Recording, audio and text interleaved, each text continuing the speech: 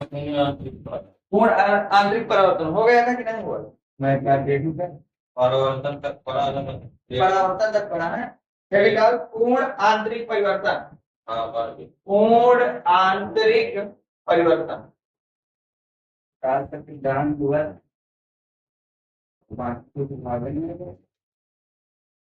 लिखें जब कोई प्रकाश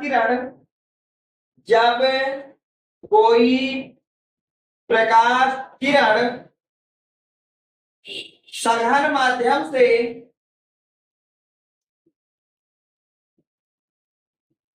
विरल माध्यम में जाती है तो यदि उस प्रकाश किरण का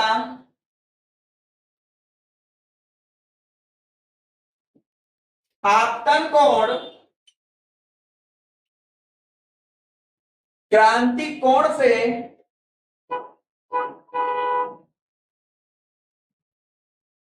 अधिक है तो प्रकाश की किरण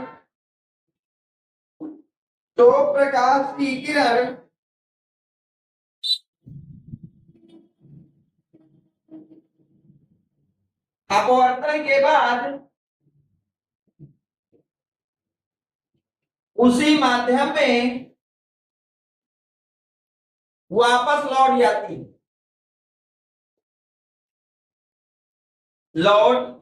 जाती है। और यह घटना पूर्ण आंतरिक परिवर्तन कहलाता है।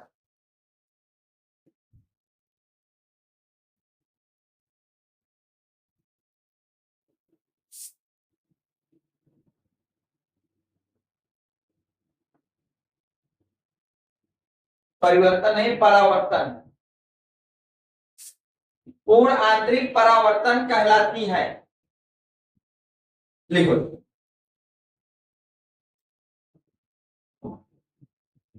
तो देखिए क्या लिखा कि कोई प्रकाश किरण, पहली शर्त है कि वो सघन से कहां जा रही हो? विरल में। यदि उसका जो आपतन कोण है, उसका जो कौन सा कोण है? आपतन कोण, वो क्रांतिक कोण से अधिक है। इससे अधिक है तो फिर वो जो प्रकाश किरण वो परावर्तन के बाद, इसके बाद उसी माध्यम, यहाँ वर्तन क्या है, परावर्तन के बाद उसी माध्यम में वापस लौट जाएगी जिस माध्यम से वो आ रही है। उसी माध्यम में वापस लौट जाएगी जिस माध्यम से वो क्या हो रही है। भाई मान लीजिए यह हमारा कोई, यहाँ ऊपर है माध्यम 1, ऊपर क्या है और यहाँ क्या है, कोई प्रकाश की किरण इस तरह से आई तो परावर्तन के बाद ऊपर मान लिया हमने सघन है और नीचे कौन सा माध्यम है? तो ध्यान देखना, तो हमने ये मान लिया कि अगर विरल है तो क्या होता, वास्तविक पास से दूर हट जाती है, इस तरह से आएगी। पर यह केस क्या है, जब आपतन कोण, कौन सा कोण, आई जो है वो बराबर नहीं है किसके, क्रांतिक कोण, इसके बराबर नहीं है, तो ये केस होता है। फिर केस नंबर 2 मैंने आपको बताया था कि यदि कोई प्रकाश की किरण सघन माध्यम से विरल में आ रही है, सघन से कहां आ रही है, मान लीजिए ये किरण आई और ये इसका हो गया, अब सघन से विरल है और मैंने ये कह दिया कि जो आपतन कोण है, कौन सा कोण है, वो क्रांतिक कोण के बराबर है। आई किसके बराबर है, क्रांतिक कोण। तो उस केस में क्या होता था कि जो परावर्तित किरण होती थी अपवर्तित, वो अभिलंब के दिशा में आ जाती थी, तो वो किस में आ जाती थी, 90 डिग्री पे आ जाती थी। उसका परावर्तन कोण कितना हो जाता था, 90। यानी कि अगर आई जो हो गया क्रांतिक कोण, आई कितना हो गया, तो जो परावर्तन कोण आर होता था वो कितना हो जाता था, 90। और परावर्तन कहां किया जाता है, अभिलंब से। अभिलंब से 90 कौन सा होगा, यानी कि ये वाली आपतित किरण अगर ये आई जो है क्रांतिक कोण है तो वो कहां आ जाएगी, किस दिशा में आ जाएगी, सही यहां तक। अब उन्होंने तीसरी केस क्या बोला, ध्यान देंगे।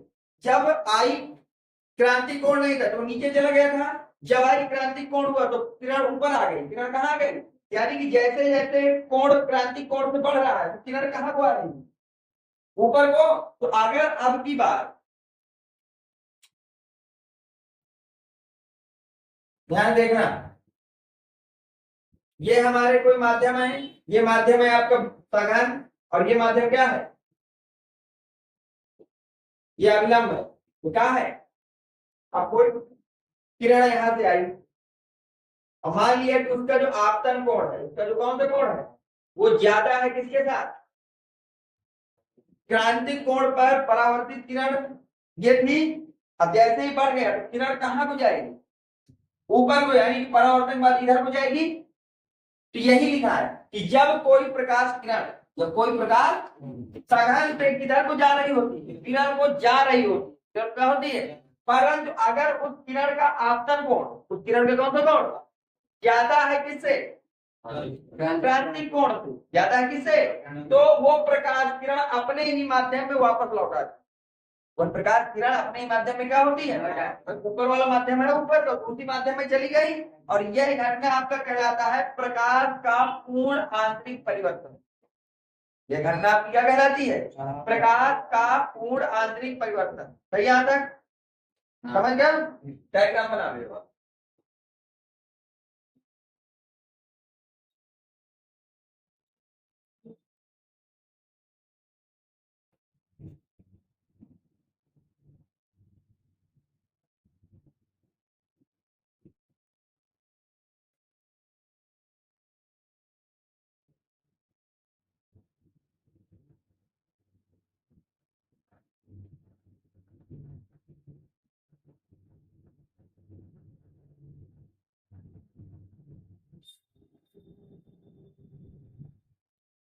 सही यहां तक समझ गया, दोबारा बताना है। पूर्ण आंतरिक परिवर्तन पूछ रहे हैं जब कोई भी प्रकाश किरण सघन से विरल में जाती है, सघन से कहां जाती है, और यदि उसका जो आपतन कोण है, यदि उसका जो कौन सा कोण है वो ज्यादा है किससे, क्रांतिक कोण से, तो आपकी वो प्रकाश किरण अपने ही माध्यम में टकरा के वापस चली जाएगी। मतलब वहां पर परावर्तन हो जाएगा, ना कि अपवर्तन। अगर आपको किसी भी प्रकाश किरण का अपवर्तन कराना है तो शर्त यह है कि उसका जो आपतन कोण हो क्रांतिक कोण से कम होना चाहिए। आपतन कोण किससे कम होना चाहिए, जैसे ही आपतन कोण क्रांतिक से ऊपर गया तो वहां पर फिर अपवर्तन नहीं होगा, वहां पर क्या होगा, परावर्तन। क्योंकि परावर्तन क्या कहता है, किसी भी प्रकाश किरण का सतह से टकराकर अपने ही माध्यम में वापस आ जाना, किसी भी प्रकाश किरण का सतह से टकराकर अपने ही माध्यम में वापस आ जाना आपका कहलाता है परावर्तन। ये किरण कहाँ आ गई, अपने माध्यम में, तो यहाँ पर अपवर्तन नहीं है, यहाँ पर क्या है, तो हमें यहाँ से एक चीज ये पता चल गई, क्या पता चला कि अगर हमें अपवर्तन कराना, क्या कराना है, अपवर्तन, तो उसकी एक ही शर्त है कि जो आई हो, क्या हो, वो हमेशा छोटा होना चाहिए किससे, जैसे ही आपतन कोण बड़ा हो गया किससे, क्रांतिक कोण से, तो वहां पर अपवर्तन न होकर के क्या हो जाएगा, तो इतना समान होना है कि अगर आपको अपवर्तन कराना है तो शर्त ये जरूर रहेगी कि जो आपतन कोण है वो छोटा होना चाहिए किससे, क्रांतिक कोण से। जैसे ही क्रांतिक कोण आपतन कोण को क्रॉस कर गया, जैसे ही क्रांतिक कोण आपतन कोण को क्या कर गया, तो वो वहां पर भी अपवर्तन नहीं होगा, वहां पर क्या होगा, सही आंसर। अब उदाहरण लिख लेते हैं कुछ बार, हटाओ उसको।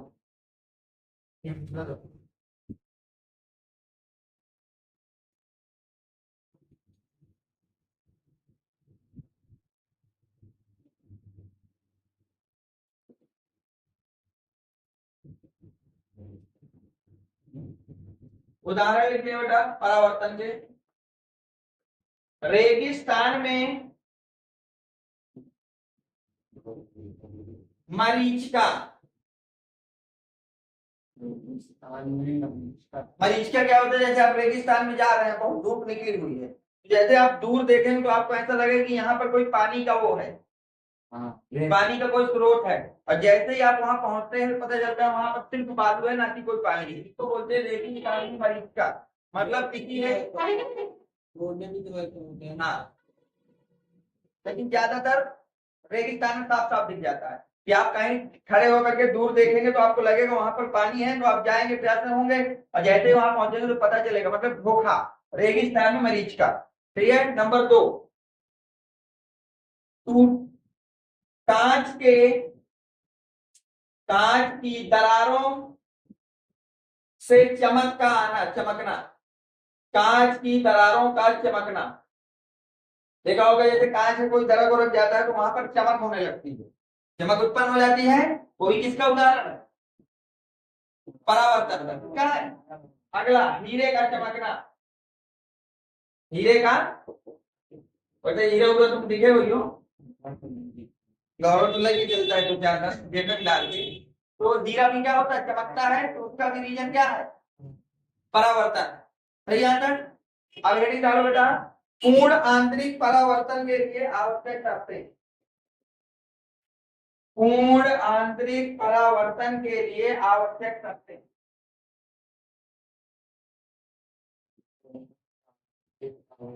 के लिए, हाँ, पूर्ण आंतरिक परावर्तन के लिए आवश्यक शर्तें।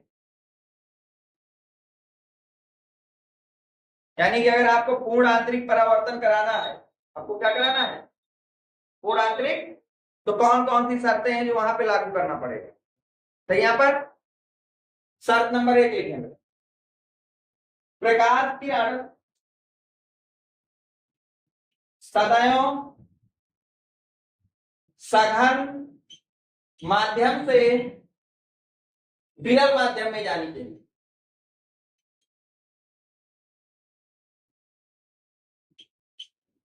पहली शर्त यही है कि जो प्रकाश की किरण है, जो प्रकाश की क्या है, उसको हमेशा सघन से कहा जाना चाहिए, विरल। अगर आपको क्या कराना है? पूर्ण आंतरिक परावर्तन। सही है। और शर्त नंबर 2, प्रकाश किरण का आपतन कोण, कौन सा कोण? सदैव क्रांतिक कोण से अधिक होना चाहिए। ये 2 शर्तें होती है।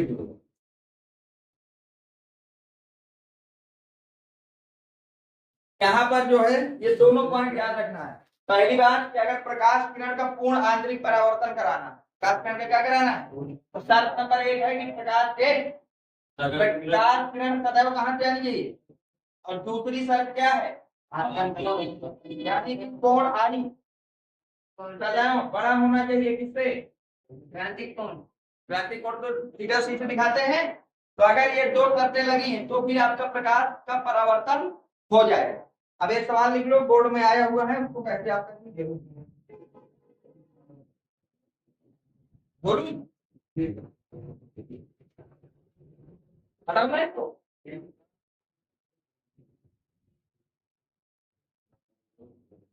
देखो बेटा,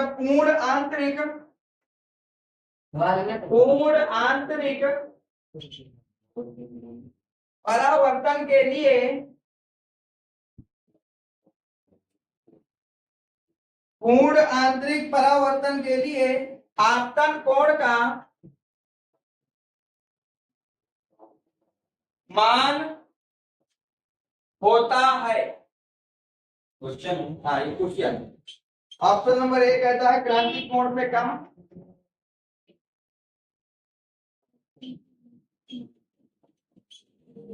ऑप्शन बी कह रहा है क्रांतिक कोण से ज्यादा,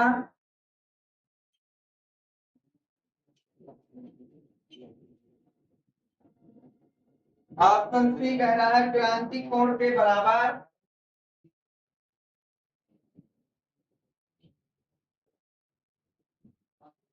और ऑप्शन डी कह रहा है इनमें से कोई नहीं।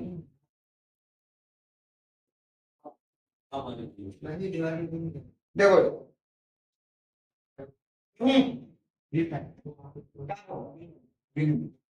बी नंबर क्या कहेगा? क्रांतिक कोण से ज्यादा। क्रांतिक कोण, हाँ। तो अगर आपको कराना पूर्ण आंतरिक परावर्तन, तो जो क्रांतिक कोण है इससे आपका ज्यादा होना चाहिए। इससे क्या होना चाहिए? ज्यादा। कौन सा अपवर्तन कोण? इसमें मतलब ऑप्शन नंबर कौन सा करेक्ट हो जाएगा?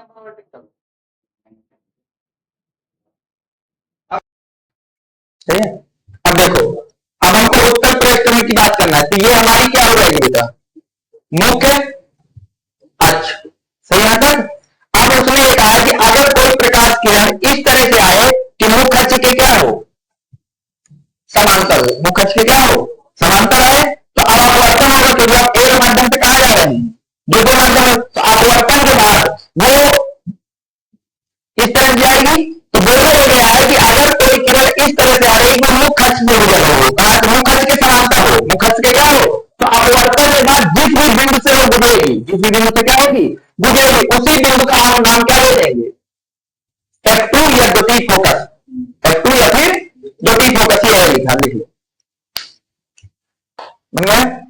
तो प्रथम फोकस एक ऐसा फोकस जहां से जाने मुख अक्ष पर स्थित एक ऐसा बिंदु जहां से जाने वाली प्रकाश की किरण अपवर्तन जब मुख अक्ष के समांतर हो जाए, तो प्रथम फोकस है।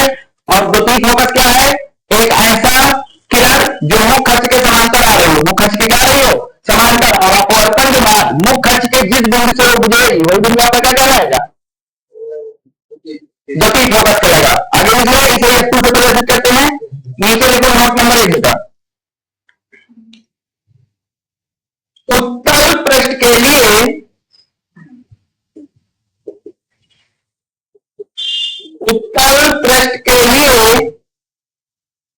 द्वितीय फोकस का मान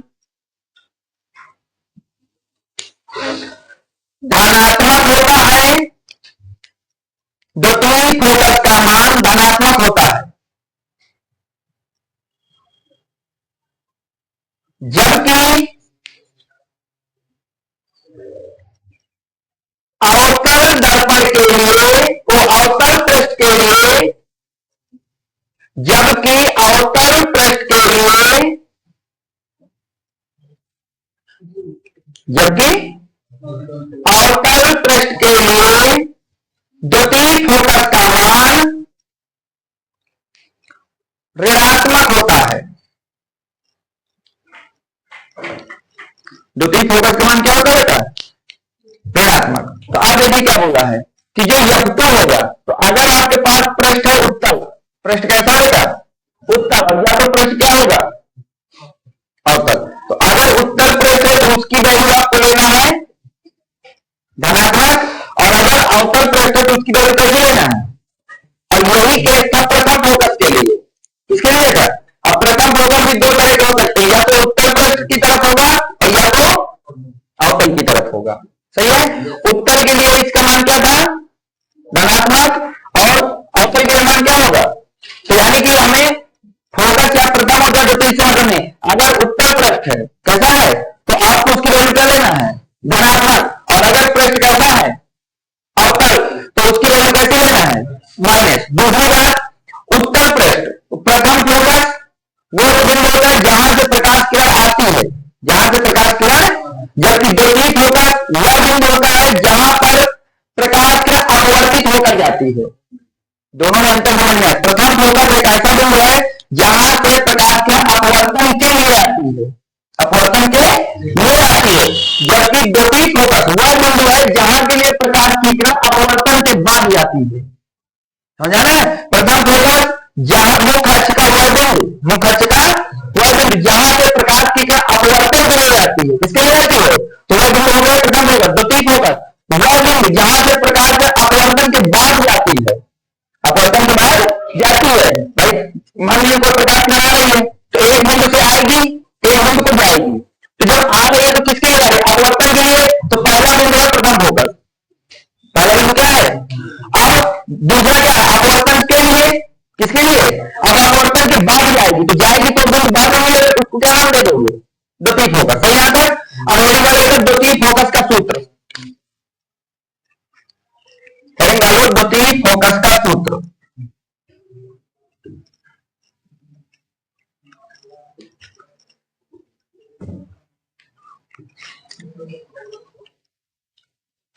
द्वितीय फोकस का सूत्र, अब देखो बेटा, यम बराबर F2 बराबर एन आर डिवाइड बाई, सूत्र लिखो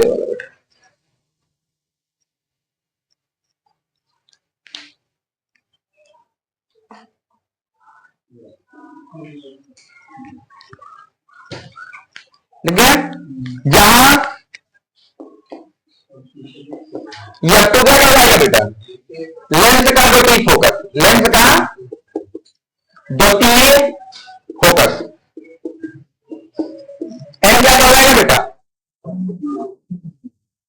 माध्यम का अपवर्तनांक और आर क्या कहलाएगा बेटा? लेंस की वक्रता। और तो कुछ बचा नहीं, लिख लो बेटा सब कुछ।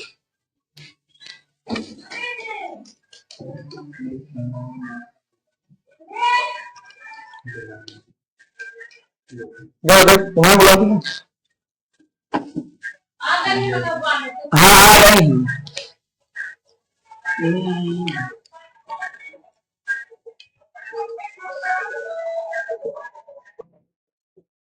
चले आगे बेटा। अगले सवाल लिखो, देखो मैं अच्छा सवाल मैं कराऊंगा। ये बोर्ड में आया हुआ सवाल है बेटा। क्वेश्चन कह रहा है एन अपवर्तनांक एन अपवर्तनांक वाले गोलीय अवतल पृष्ठ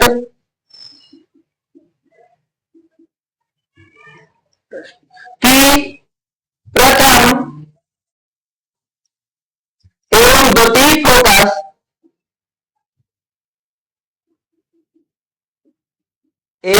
द्वितीय फोकस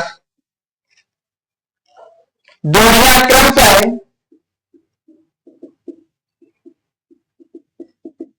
F1 व F2 है। इनके मध्य संबंध हो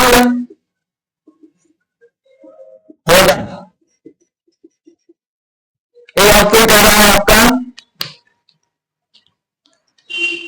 F2 बराबर F1, बी ऑप्शन आपको कह रहा है F1 बराबर माइनस F2, सी ऑप्शन कह रहा है आपसे F2 बराबर N F1 और डी ऑप्शन आपसे कह रहा है F2 बराबर N F1 माइनस का। बताइए अनीता बबीता चंपा डाली में कौन सा सही होगा? एक गोली अवतल पृष्ठ है जिसका अपूर्णांक है n, अपूर्णांक कितना है? तो बताइए इसकी प्रथम फोकस तथा द्वितीय फोकस के बीच में क्या संबंध होगा?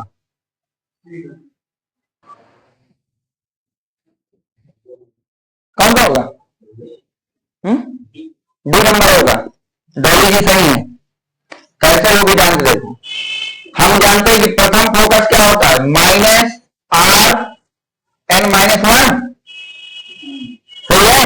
द्वितीय फोकस क्या होता है? एन आर,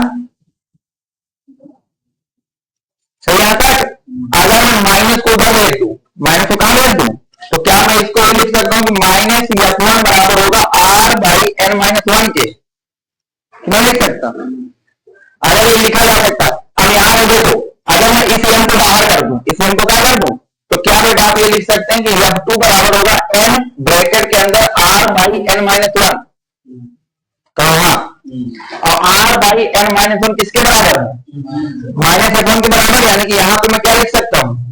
माइनस F1 लिख सकता हूं। तो क्या आप यहां से कह सकते हैं कि जो F2 होगा वो माइनस एन F1 के बराबर होगा? कौन सा ऑप्शन?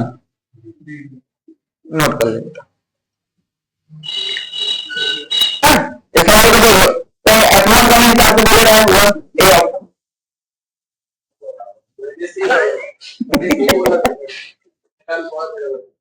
सही आता लगेगा इस तरह दोबारा जाना है।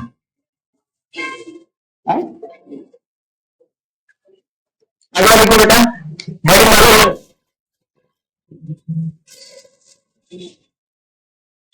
हेडिंग डाल लीजिए लेंथ।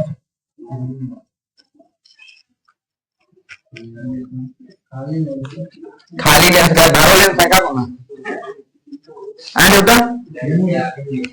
भरो लेंथ क्या दिया है? भरो लेंथ। लेंथ में लिखो बेटा, लेंथ एक ऐसा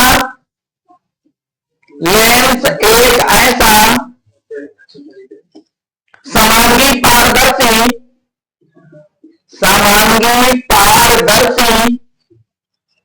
माध्यम ब्रैकेट में जैसे कांच होता है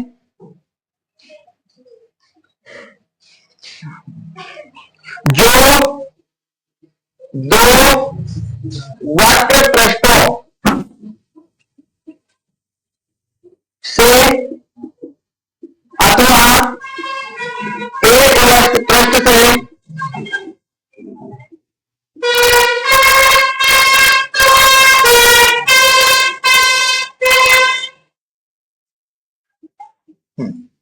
लिखो इसको।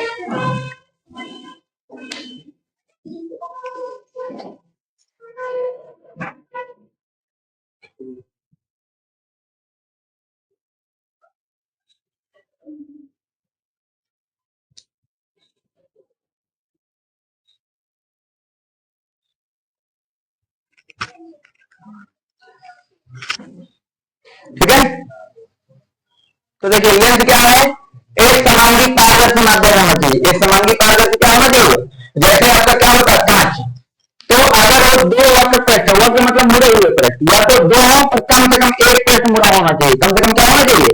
जैसे आप कहिए, ध्यान से देखना, ये एक पृष्ठ होगा मुड़ा हुआ, एक पृष्ठ को हमने ऐसे कर दिया, तो ये भी लेंस है।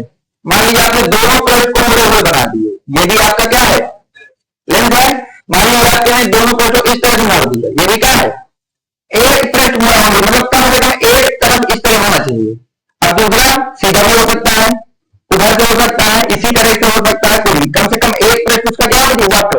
वक्र का मतलब होता है ये से, सही है, बनाया जा सकता है। हाँ, पता चले कि दोनों इस तरह से जोड़ दिया जाए तो है तो वक्र है। ये उत्तर क्या है, यही एक लेंस का आएगा। अब जैसे ये और एक ये भी कहलाएगा कि नहीं कहलाएगा, कहलाएगा, तो ये है, समझ गया। लेंस क्या है, एक ऐसा समांगी पारदर्शी माध्यम, एक ऐसा समांगी पारदर्शी माध्यम जो एक तरफ से क्या हो, वक्र हो। शर्त तो ये कि दोनों पृष्ठ उसके वक्र होने चाहिए, और अगर कम से कम एक भी पृष्ठ वक्र है तो भी हम उसको लेंस की कैटेगरी में मान लेंगे। सपोज ये सब लेंस है। लेंस के देखो, लेंस मुख्यतः दो प्रकार के होते हैं। लेंस मुख्यतः दो प्रकार के होते हैं।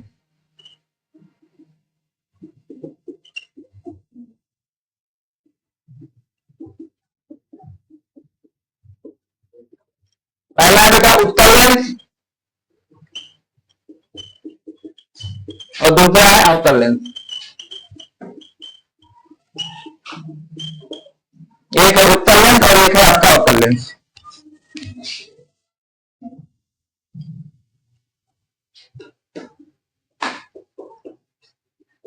अब पहली हेडिंग डालेंगे उत्तल लेंस।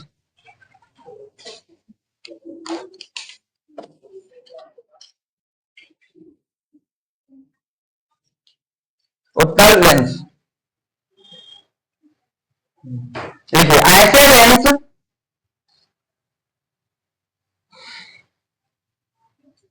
जो बीच में मोटे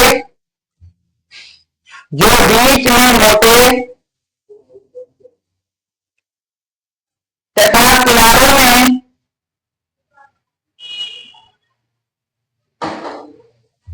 पतले होते हैं,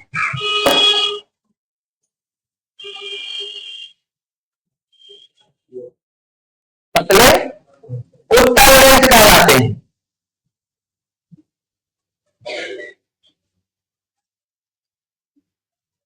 उत्तल लेंस कहलाते हैं। उत्तल लेंसों को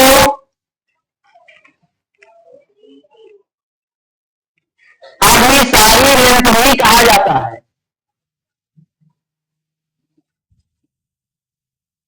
अभिसारी लेंस भी कहा जाता है।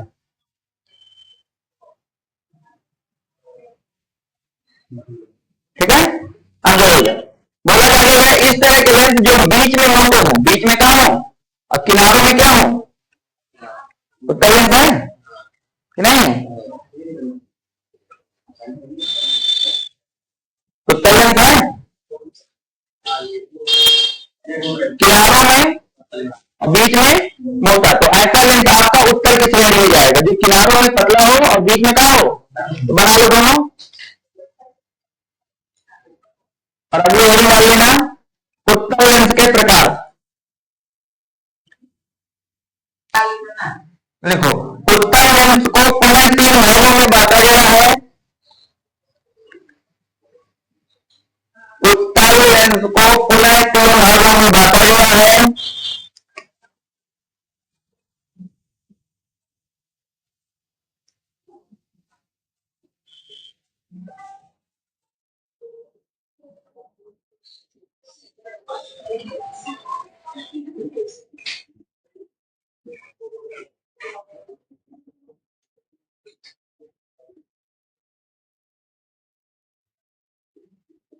देखो, उत्तल लेंस के 3 आपके प्रकार होते हैं।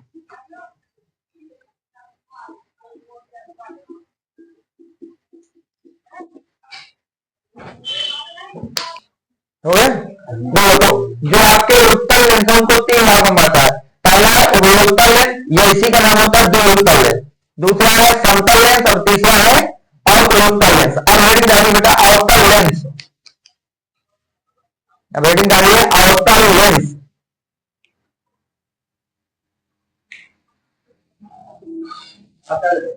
देखिए, जो लेंस बीच में पतले तथा किनारों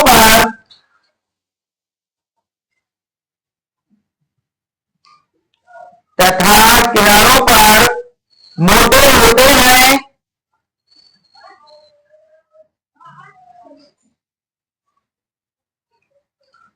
तथा किनारों पर मोटे होते हैं, अवतल लेंस कहलाते हैं।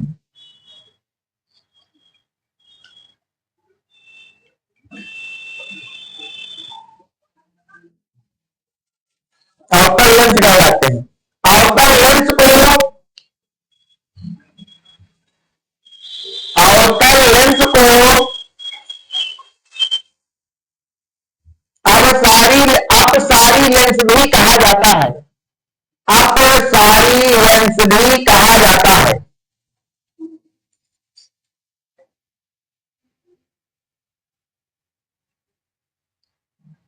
अब देखिए, आपने लिखा कि अवतल लेंस, तो अवतल लेंस इस प्रकार के लेंस है जो बीच में पतले होंगे पर किनारों में क्या होंगे, मोटे होंगे। ऐसे लेंसों को आप लोग क्या बोलेंगे, अवतल लेंस। और अवतल लेंस का ही दूसरा नाम है अपसारी लेंस।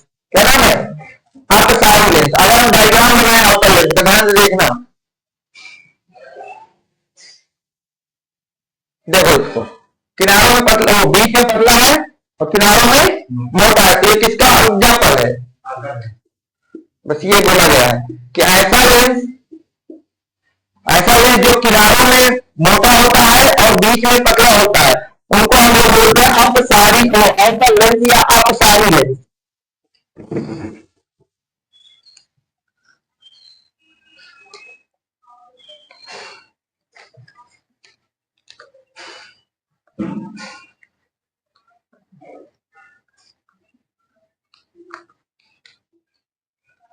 अब हेडिंग डालिए बेटा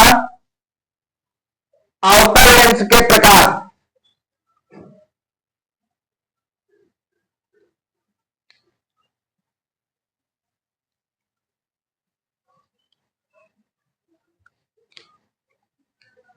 लिखिए, अवतल लेंस को पुनः 3 भागों में बांटा गया है।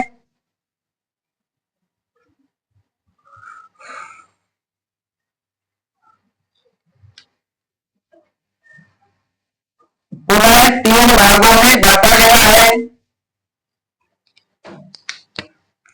पहला बेटा उभयोवतल,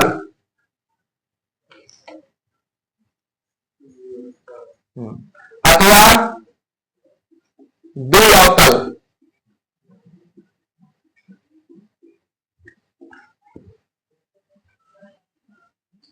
दूसरा है समतल अवतल।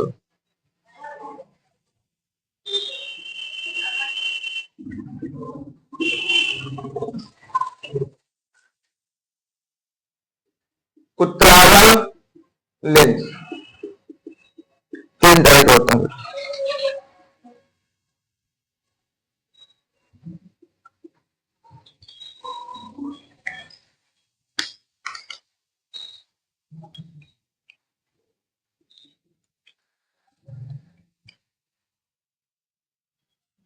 तो जो आपके पास बेटा अवतल लेंस है वो भी कितने प्रकार के होते हैं?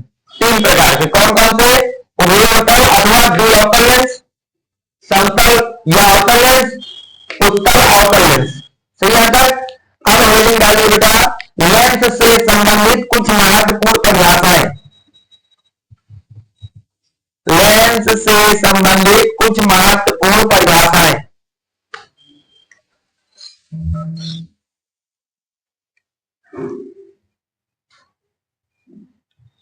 लेंस से संबंधित कुछ महत्वपूर्ण परिभाषाएं। और पहली बेटा मुख्य अक्ष। मुख्य अक्ष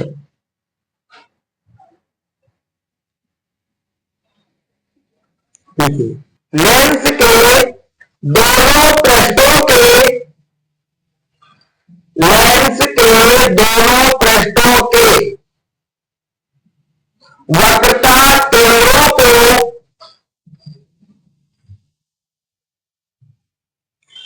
वक्रता केंद्रों को मिलाने वाली रेखा को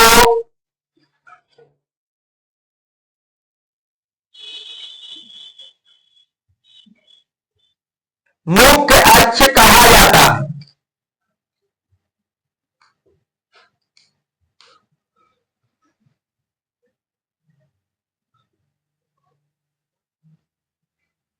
मुख्य अक्ष कहा जाता है। देखिए मान लीजिए कोई लेंस है बेटा, ये वाला लेंस है मान लिया, तो इसके दो पृष्ठ हैं। तो इस वाले पृष्ठ का जो ये वाला पृष्ठ है, इसका वक्र केंद्र फोकस यहां पर होगा वक्र केंद्र, और इस वाले का वक्र केंद्र कहां पर होगा? यहां पर।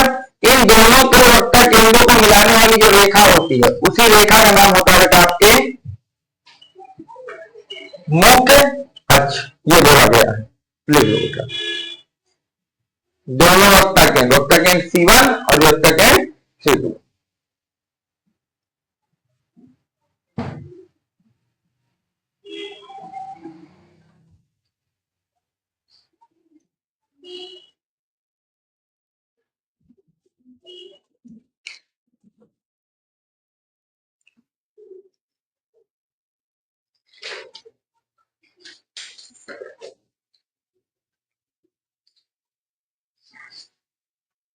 हो गया। अगला लिखा प्रकाशिक केंद्र।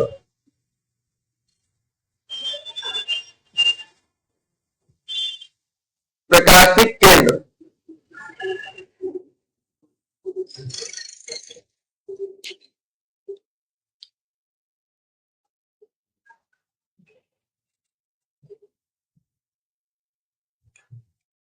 देखिए, मुख्य अक्ष पर स्थित,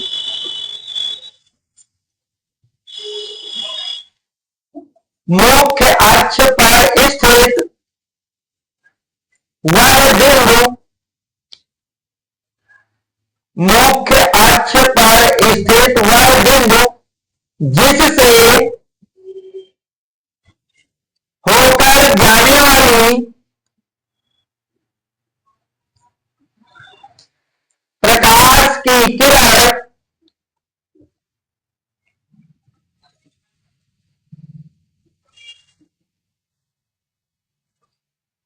प्रकाश की किरण बिना विचलित हुए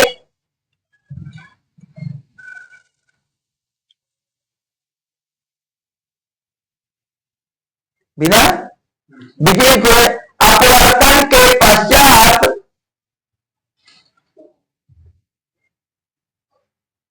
अपने ही मार्ग से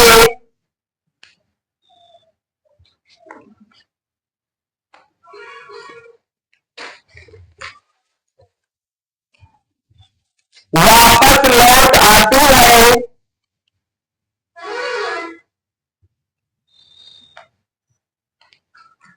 प्रकाशिक केंद्र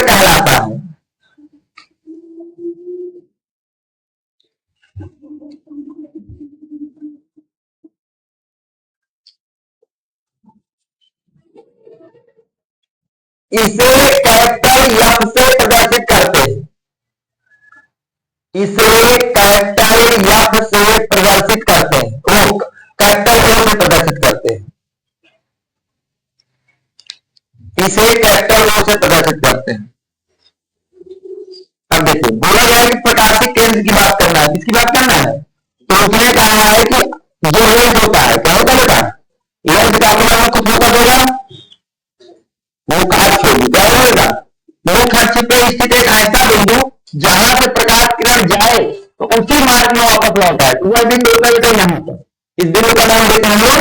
तो अगर कोई प्रकाश किरण इस बिंदु से होकर जा रही है तो परावर्तन के पश्चात इसी मार्ग में अपवर्तन पश्चात क्या होगी, वापस लौट आएगी। बस यही लिखा है कि मुख्य अक्ष पर स्थित एक ऐसा बिंदु जहां से जाने वाली किरण परावर्तन के बाद अपने ही मार्ग पर वापस लौट आती है, उस बिंदु का नाम है प्रकाशिक केंद्र।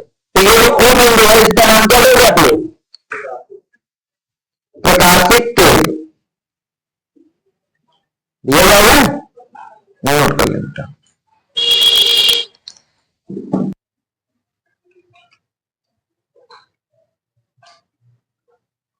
ठीक है, अब हेडिंग डालेंगे प्रथम फोकस, हेडिंग डालेंगे प्रथम फोकस।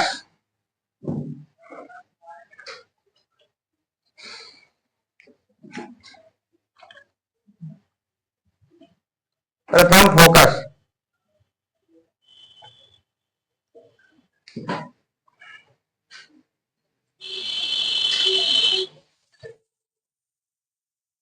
देखिए उत्तर लेंस के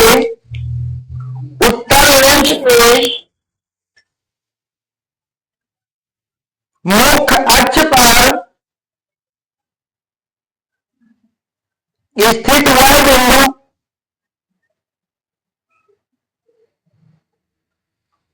जहां से होकर जाने वाली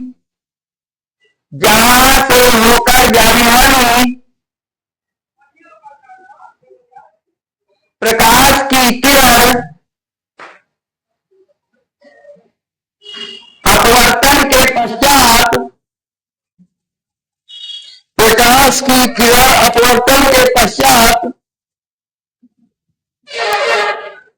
मुख्य अक्ष के समांतर हो जाती है,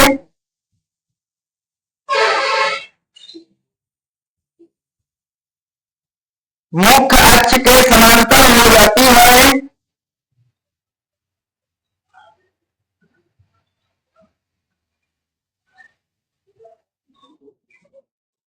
उत्तर लेंस का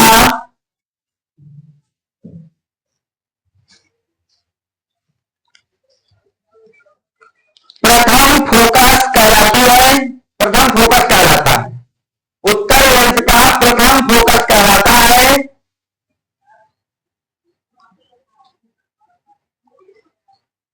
इसे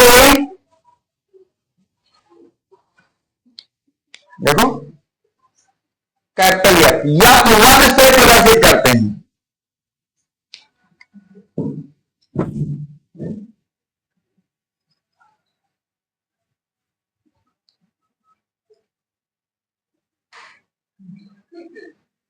इसे किससे प्रदर्शित करते हैं, यह वन से। अब देखिए अब ये हमारा बेटा कोई उत्तर लेंस है, इसको क्या बोलते हैं, अब आपने क्या लिखा कि इसके मुख्य अक्ष पर, इसके कहां पर स्थित एक ऐसा बिंदु जहां से जाने वाली जो प्रकाश की किरण हो, जहां से जाने वाली जो क्या होगा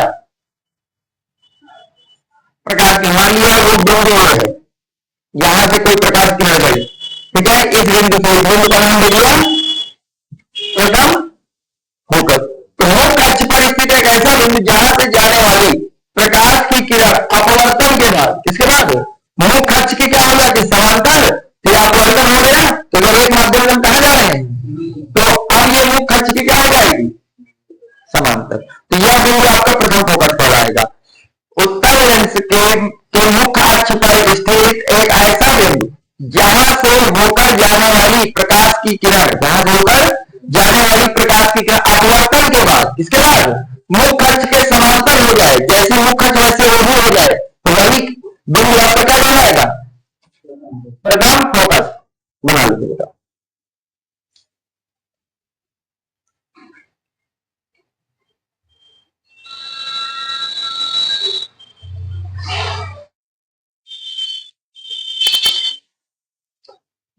चले आगे। अब आइए अवतल लेंस का प्रथम फोकस, अवतल लेंस का प्रथम फोकस।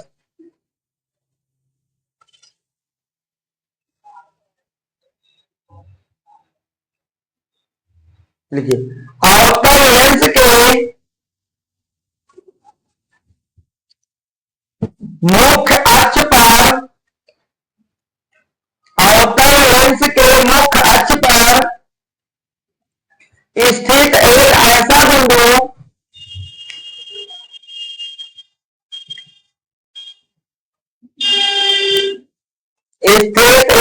बिंदु जिसकी ओर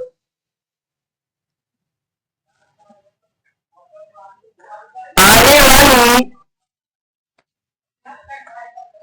प्रकाश की किरण अपवर्तन के पश्चात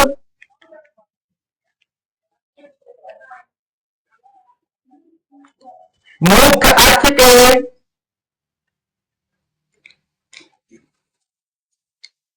समांतर हो जाती है।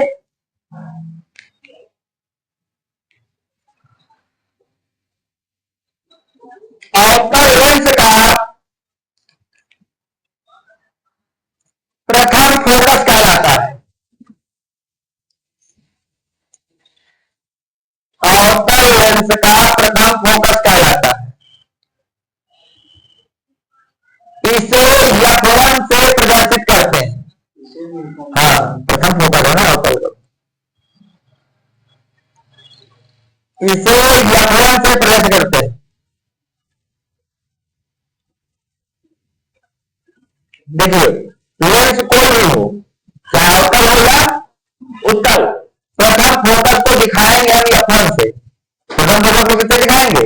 दूसरी बात, प्रथम फोकस से गुजरने वाली प्रकाश की किरण, प्रथम फोकस से गुजरने वाली प्रकाश की किरण अपवर्तन के बाद मुख्य अक्ष के समांतर हो जाएगी, चाहे वो ज्ञान का फोकस हो, चाहे अवतल लेंस का हो, चाहे उत्तल लेंस का हो। अब देखिए यहां पर फोकस का मान की अगर हम बात करें तो अगर आपका लेंस होगा अवतल लेंस कैसा हो, तो जब सवाल आप लगाएंगे तो F1 का मान धनात्मक लेके चलेंगे। कैसा लेके चलेंगे? और अगर आप बात कर रहे हैं उत्तल लेंस के लिए, इसके लिए तो जो प्रथम फोकस है उसका मान आप क्या लेके चलेंगे? ऋणात्मक। बस इतना याद रखना कि प्रथम फोकस कुछ नहीं, एक ऐसा बिंदु, किसी भी लेंस के मुख्य अक्ष पर स्थित एक ऐसा बिंदु जहां से गुजरने वाली प्रकाश की किरण, जहां से गुजरने वाली प्रकाश की किरण अपवर्तन के बाद मुख्य अक्ष के समांतर हो जाती है। अपवर्तन क्या हो जाती है?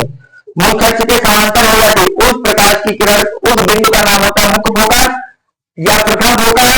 अवतल लेंस का प्रथम फोकस धनात्मक होता है, उत्तल लेंस का प्रथम फोकस ऋणात्मक होता है। क्लियर हो जाता है इसको।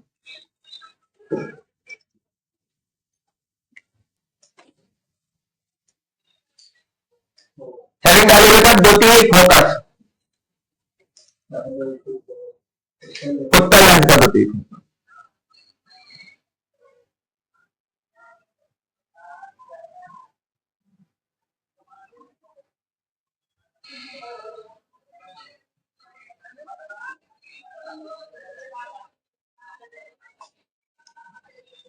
देखिए उत्तल लेंस का है ना, देखिए उत्तल लेंस के, उत्तल लेंस के मुख्य अक्ष के, उत्तल लेंस के मुख्य अक्ष के समांतर चलने वाली, मुख्य अक्ष के समांतर चलने वाली प्रकाश की किरण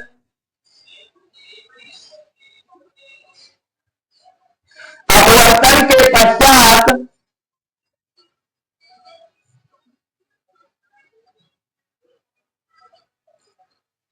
मुख्य अक्ष के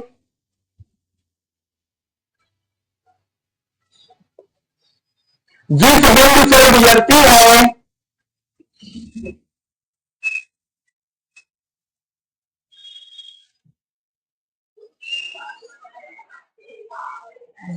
वह बिंदु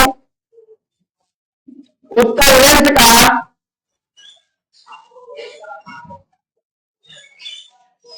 द्वितीयक फोकस कहलाता है।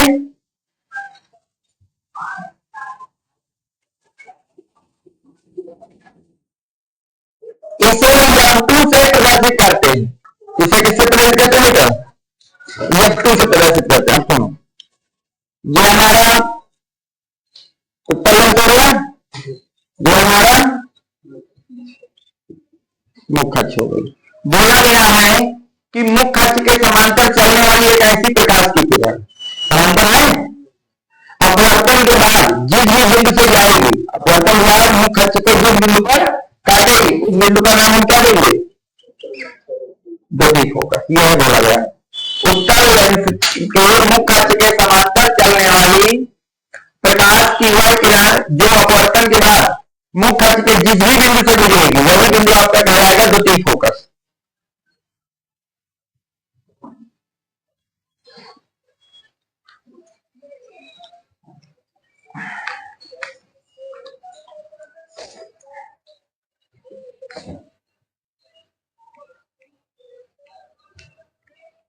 सही, दो तीन फोकस इस साइड रहेगा। हो गया अवतल लेंस का द्वितीयक फोकस।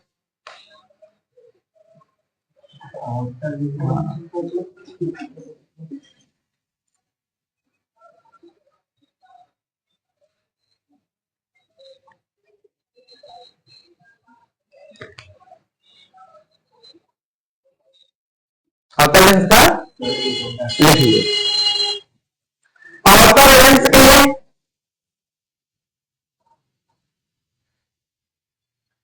मुख्य अक्ष के समांतर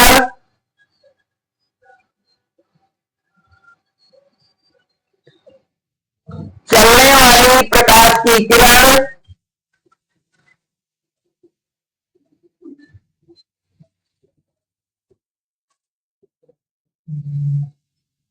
अपवर्तन के पश्चात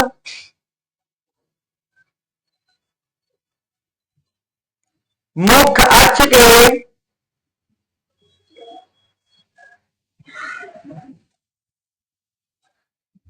जिस बिंदु से गुजरती हुई प्रतीत होती है, जिस बिंदु से गुजरती हुई प्रतीत होती है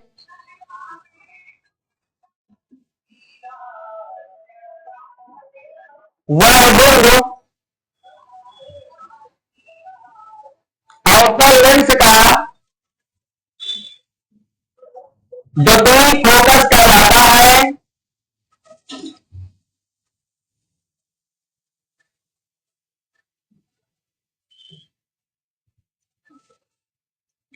इसे F2 से प्रदर्शित करते हैं।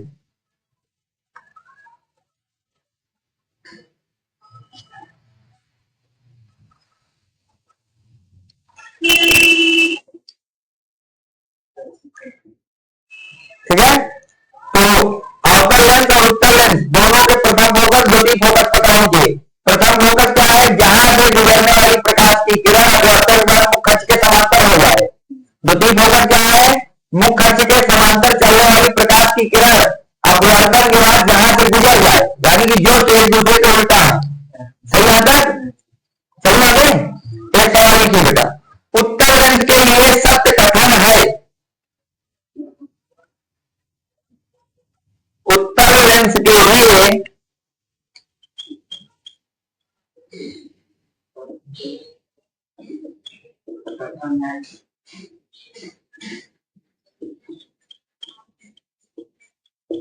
सत्य कथन है नंबर 1,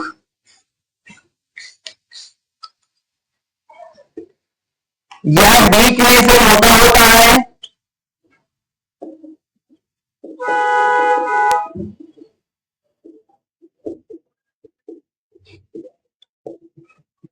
नंबर 2, यह किनारे में से होता हुआ है।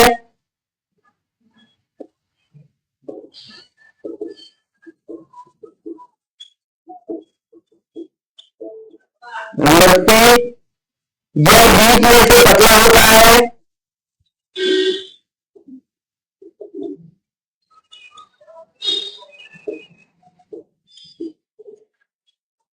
और डी नंबर होगा ए या बी दोनों।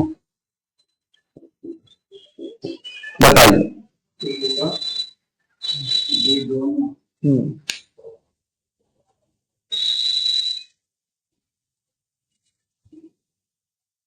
यह किनारों में पतला होता है।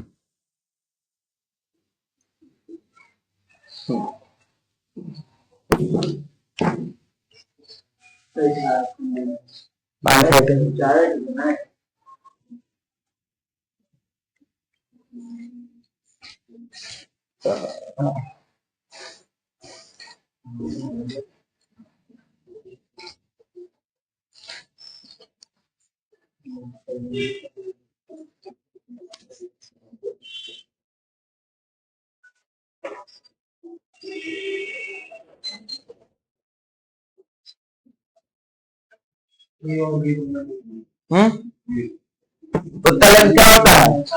जो बीच में मोटा और किनारों में पतला, उत्तलन से इस तरह का होता है आपका। सही है? तो बीच में तो मोटा होगा, किनारों में पतला होगा, यानी कि 2 ऑप्शन होगा, ना कि ये और बी दोनों। ऑप्शन डी सही होगा केवल। अगला लिखिए बेटा, सही आंसर।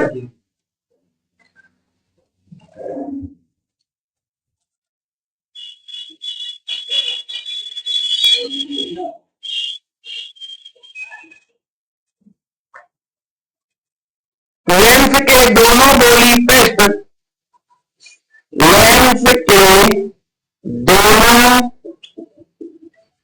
गोलीय पृष्ठ, पृष्ठों के वक्रता केंद्र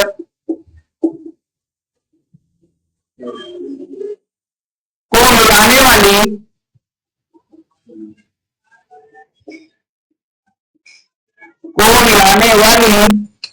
रेखा को कहते हैं।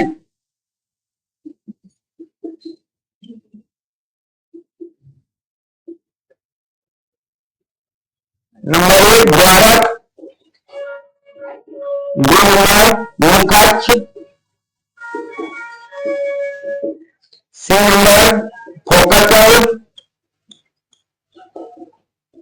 और 2 नंबर प्रकाशीय केंद्र।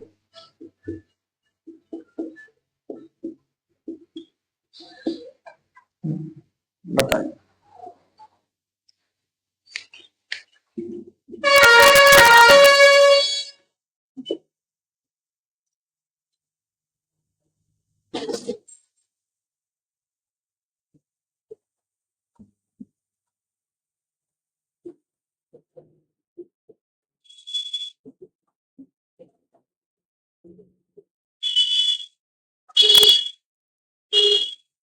क्या कहेंगे? आगे लिखा है ना कि लेंस के दोनों गोलीय पृष्ठों को जो के वक्ता केंद्र जो मिलाता है उसको क्या कहते हैं? मुखर। बी नंबर आप टिक करेंगे।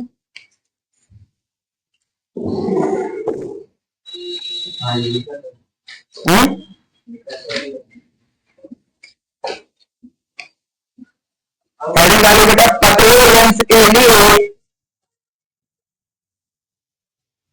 पतले लेंस के लिए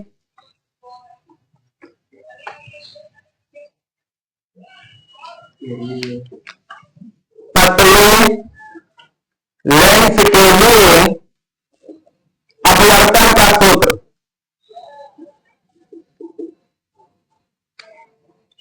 जैसे कि हम लोग बोलते हैं बेटा मेकर का सूत्र, मेकर मेकर मेकर में लिखे, हाँ मेकर में लिखे, मेकर अपन ब्राइट वाला लिख दे।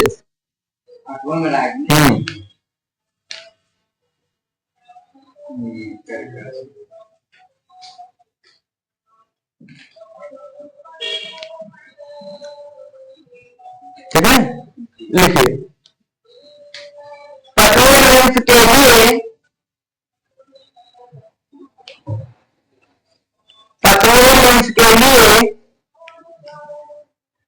अपवर्तन के सूत्र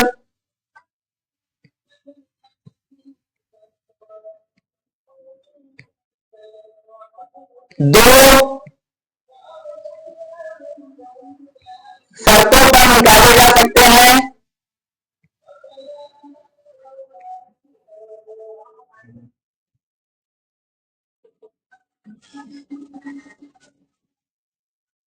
नंबर ए लिखो, जब लेंस के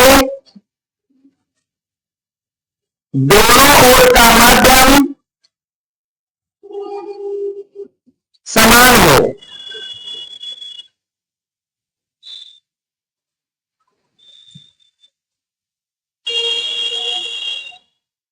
जब लेंस के दोनों ओर का माध्यम समान हो, ठीक है। और नंबर बी, जब लेंस के दोनों ओर का माध्यम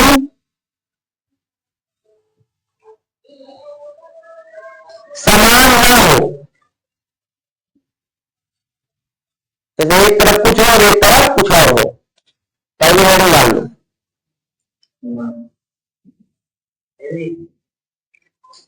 पहली वाली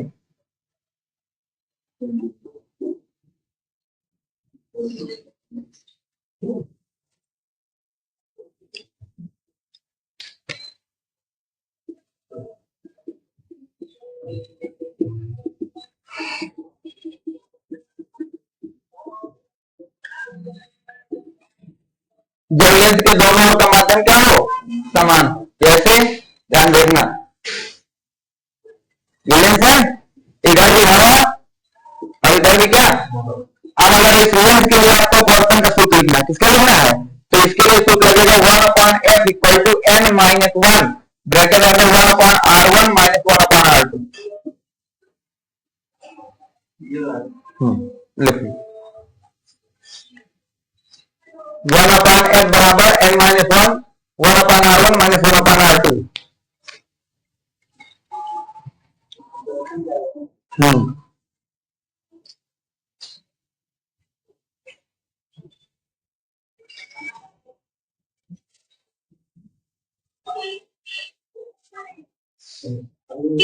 ठीक है, लिखो जहां m माध्यम का अपवर्तनांक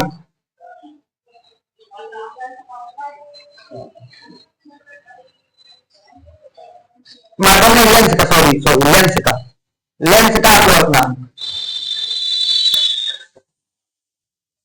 R1 तथा R1 का R2, लेंस की वक्रता त्रिज्याएं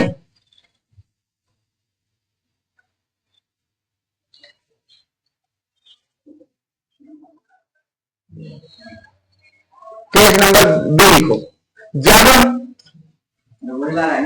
लेंस के दोनों ओर का माध्यम अलग अलग, जब लेंस के दोनों ओर का माध्यम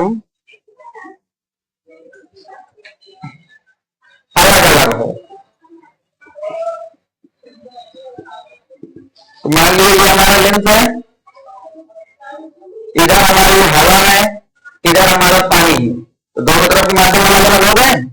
तो मान लीजिए यहाँ का पूर्णांक है n1, कितना है, लेंस का पूर्णांक है और इसका पूर्णांक है, तो सूत्र लगेगा n3/v बराबर O minus n1/u equal to n2/r1 n2 minus n1/r1 और यहां हो जाएगा plus n2 minus n3 divide by r2।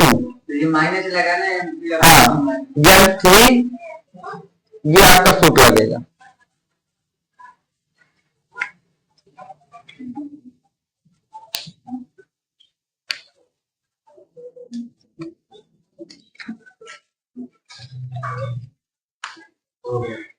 ठीक है, तो अगर माध्यम अलग अलग हो तो सूत्र लगाना है, और माध्यम एक जैसा हो तो सूत्र लगाना है 1/f n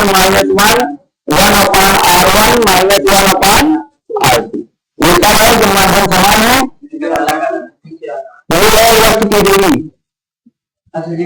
वो है प्रतिबिंब की दूरी।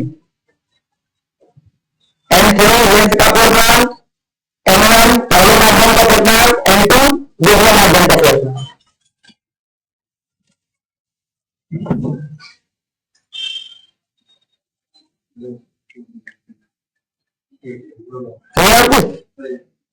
निकाल लें।